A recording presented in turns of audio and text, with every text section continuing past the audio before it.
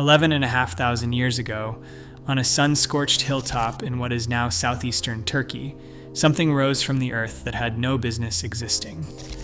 Limestone pillars weighing as much as 10 tons, carved with foxes and vultures and scorpions, arranged in vast ceremonial circles. No metal tools cut them, no writing recorded them, no farming civilization stood behind them.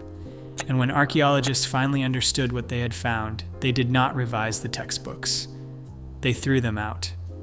For decades, one question drove the fiercest debate. Who actually built this place, and how? Wild theories filled the silence. Then ancient DNA entered the record, and it did not answer the question the way anyone expected.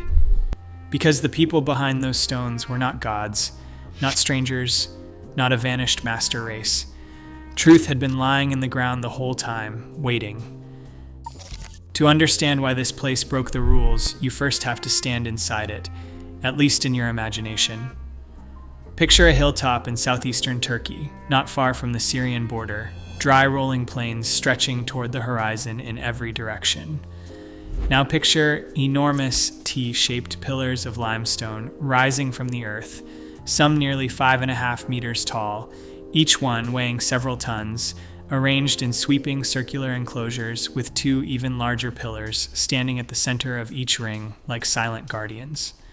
These are not rough, desperate scratchings in stone. They are works of deliberate, practiced artistry.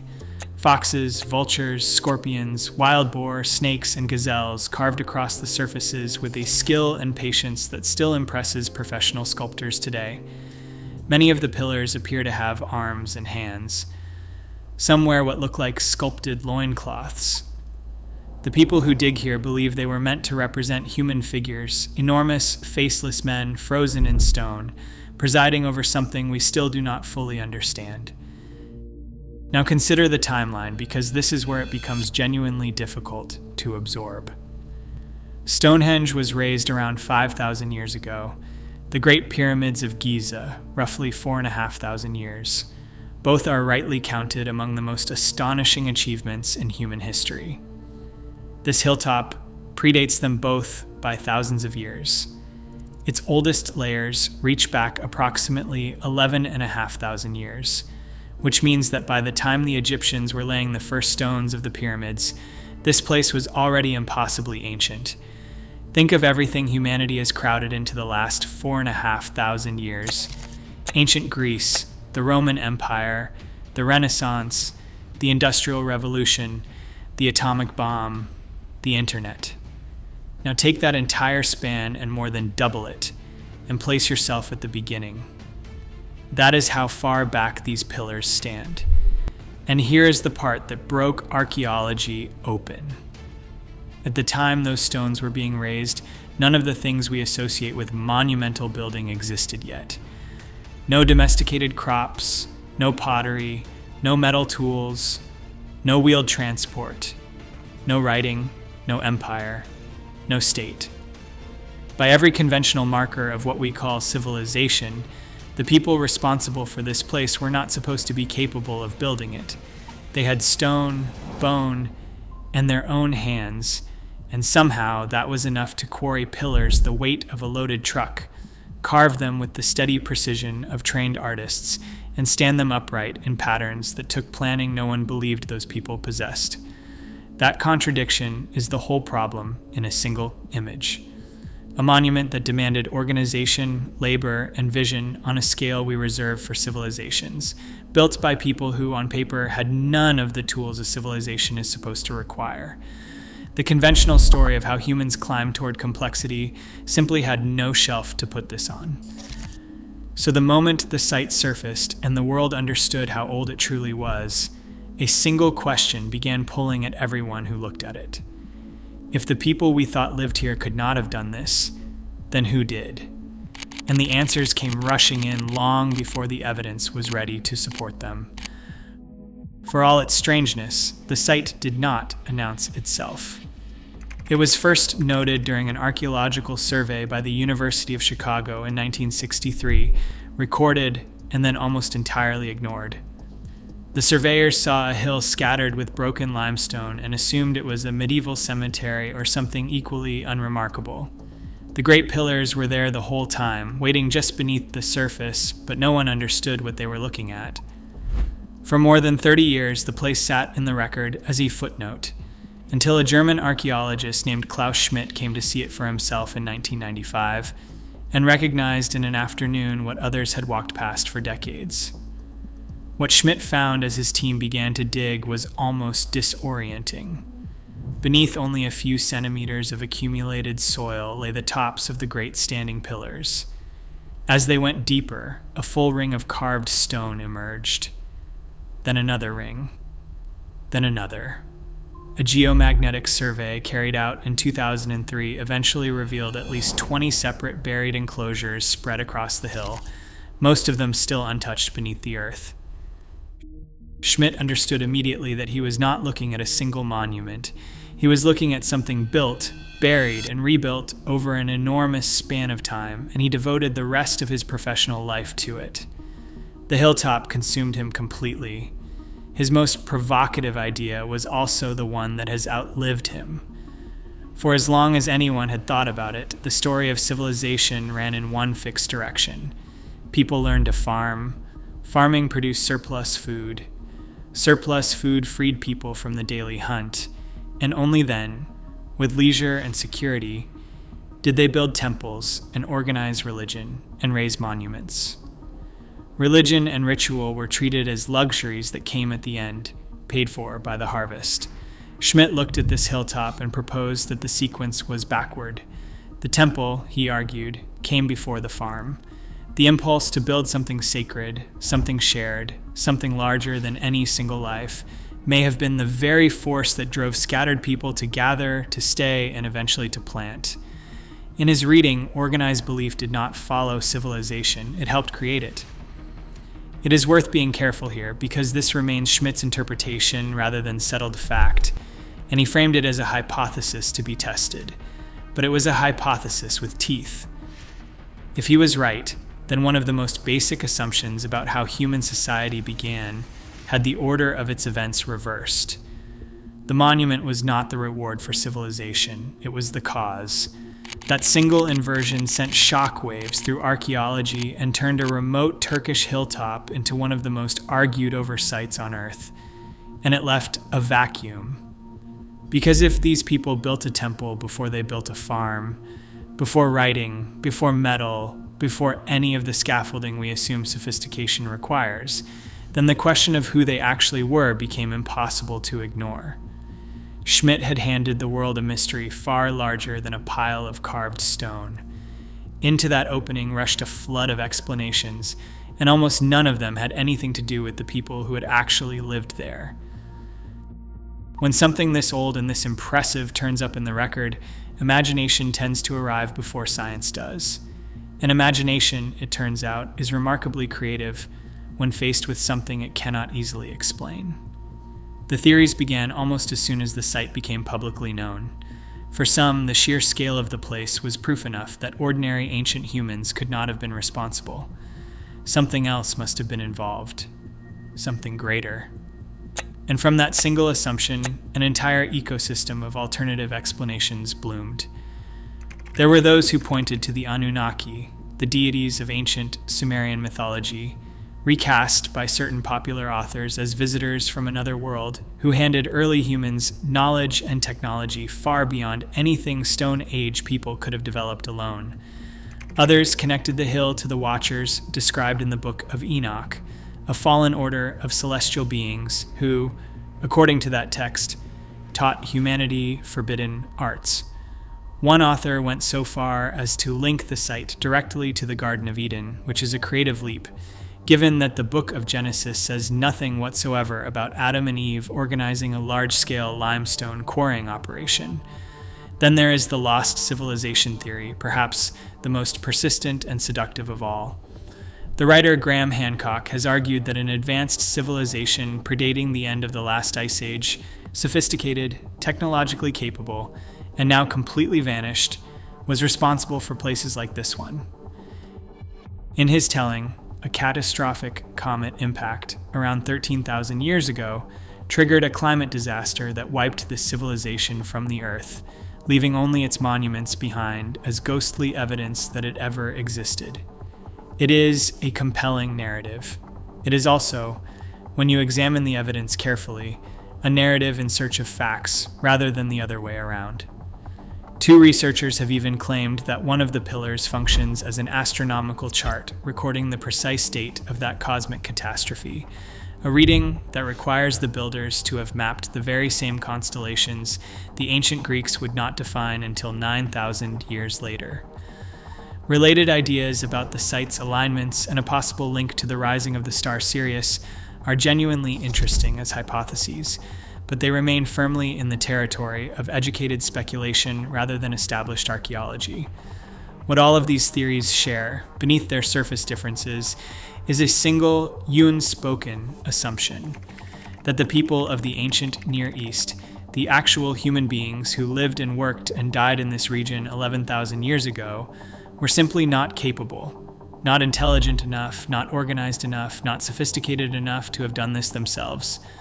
That assumption has deep roots in the 19th century thinking about cultural evolution and the idea that prehistory meant primitiveness, that people without writing or metal stood somewhere closer to animals than to us. It is a deeply condescending view, and it is wrong.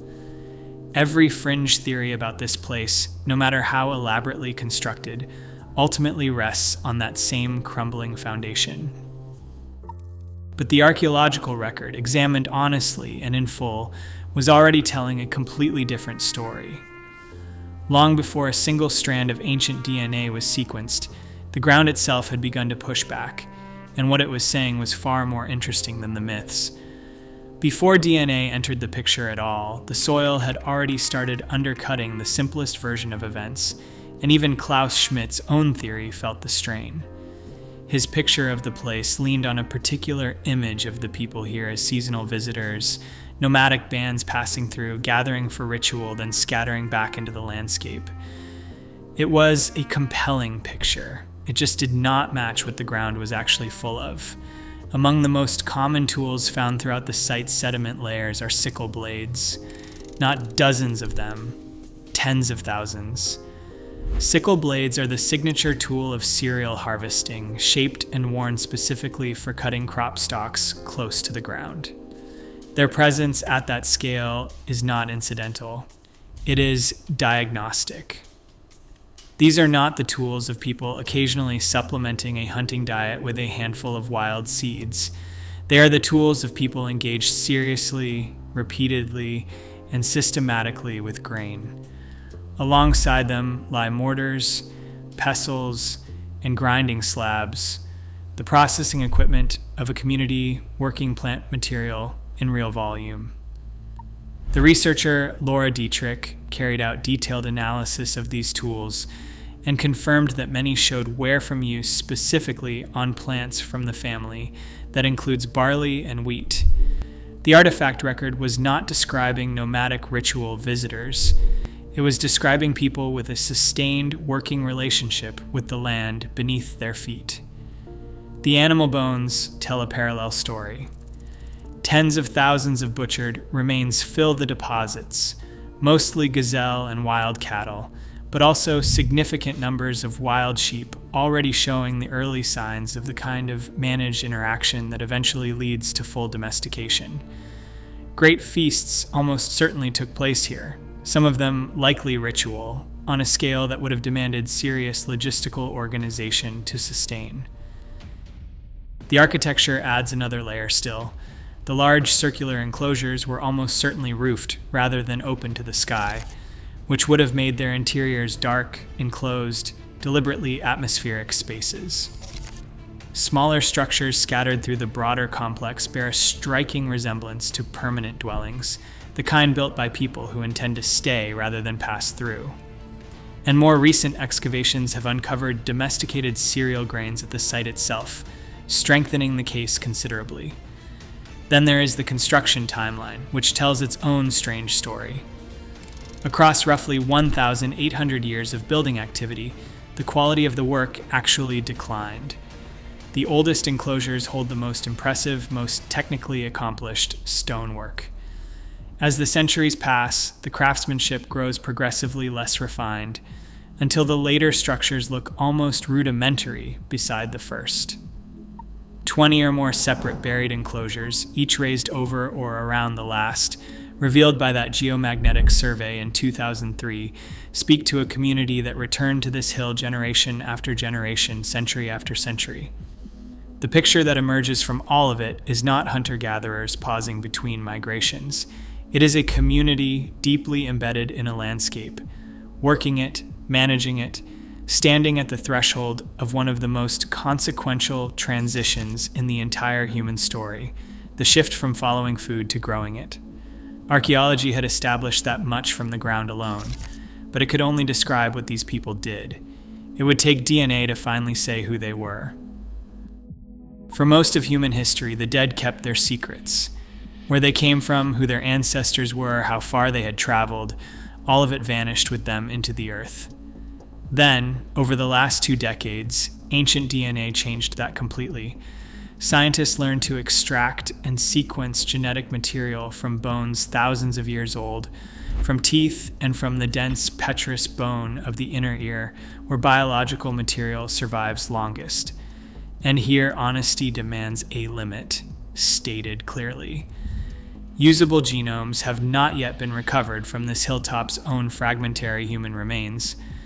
So the answer to who built it is read instead from the surrounding world these people belong to.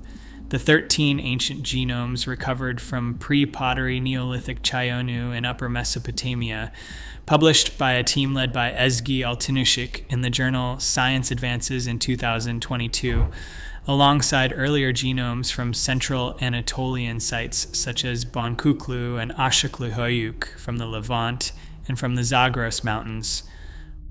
What that regional record reveals is something nobody had quite anticipated.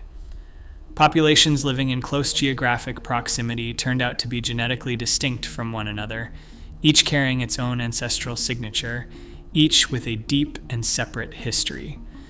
These were not a single interchangeable mass of prehistoric people drifting uniformly across a landscape. They were distinct communities developing largely in parallel across the same broad region over thousands of years. And running through all of it was a dominant pattern of continuity, from the people who lived here before farming, through the pre-pottery Neolithic, into the centuries that followed. This is exactly where the lost civilization argument collapses. If some advanced founding population had swept through this region, teaching its inhabitants to quarry stone and organize labor and carve animals with practiced hands, we would expect to find their fingerprint embedded in the DNA of the people who came after. Some anomalous ancestry, some inexplicable genetic contribution from a population that did not belong. There is none.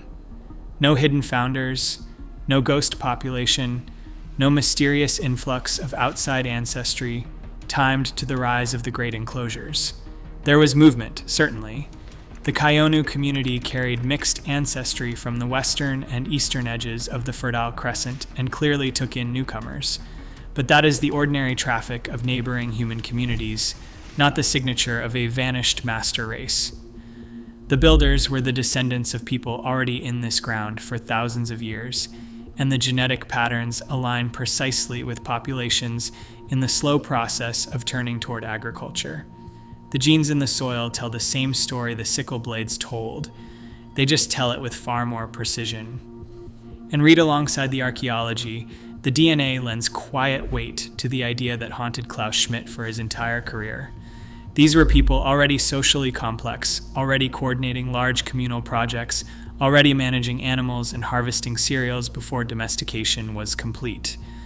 The social infrastructure came first. The farming followed. Schmidt died of a heart attack in July of 2014, never seeing the genetic evidence settle behind the theory he had defended for decades.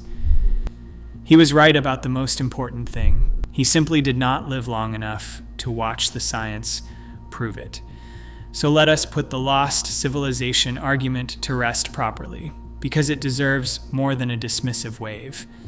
It deserves to be dismantled with the actual evidence of what people of this era were genuinely capable of, and that evidence is frankly stunning. Start with tools. These were not people bashing rocks together and hoping for the best. They were manufacturing complex implements from stone, bone, antler, and wood, combining different materials with a technical understanding that required deep accumulated knowledge to develop and to pass on across generations. These were engineered solutions, refined over centuries of trial and error. Then consider hunting. These were people who regularly brought down animals far larger and more dangerous than themselves. Bison, aurochs, woolly mammoths, creatures that could kill a human being without particularly trying. Taking them down did not just require courage. It required careful planning, coordinated group strategy, detailed knowledge of animal behavior, and the kind of clear, complex communication that only a fully modern human mind can produce. You do not take down a mammoth by accident. Then there is navigation, the one that tends to stop people cold when they hear it properly. The people who occupied Fringe cave in Greece were harvesting deep-water tuna and sourcing obsidian from the island of Melos, both of which meant sailing well out into the open Mediterranean, out of sight of land, in boats built to handle open water. And more than 40,000 years ago, the first humans to reach Australia and New Guinea crossed open ocean stretches exceeding 90 kilometers to get there, tens of thousands of years before the first pillar on that Turkish hilltop was ever raised. The same holds for the stones themselves. Communities without any modern technology have moved enormous blocks within living memory. The Nias Islanders of Sumatra shifted stone slabs comparable in size to the largest pillars on the hill, using nothing more than coordinated community labor. On Easter Island, researchers eventually showed that small teams could move the famous statues across the landscape in an upright position using ropes alone, effectively walking them forward. Detailed estimates for the pillars confirm that the labor involved, even accounting for uphill movement over rough ground, was entirely achievable for a settled community of a few hundred people with planning and sustained effort. There was no miracle of engineering here. There was accumulated knowledge, social organization, and determined human work. And the DNA carries one final revelation, the most intimate of all. These people did not stay put.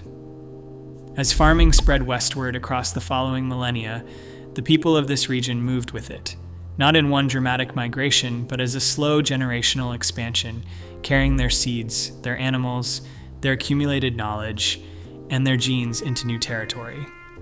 By the time that movement had run its course, this lineage had become one of the primary ancestral sources for the population of Europe.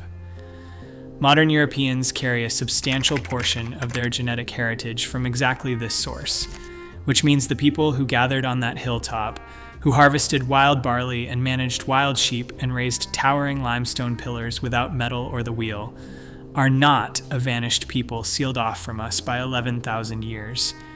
For much of humanity alive today, they are family. This place is often called the world's oldest temple, but that framing, compelling as it is, undersells what it actually represents. It is not just a monument, it is a threshold. The moment held in stone where something fundamental shifted in the human story, where people stopped only following their food and began slowly to grow it. And the DNA did not reveal gods standing behind those pillars, or aliens, or a vanished master race. It revealed people, specific, traceable, entirely human people, whose story did not end on that hilltop, but traveled westward, across the millennia, and flowed into the ancestry of much of the world alive right now. With only a fraction of the hill excavated, it is almost certainly not finished rewriting history. They needed no outside hand. They looked at a bare hilltop, imagined something no one had ever built, and then they built it.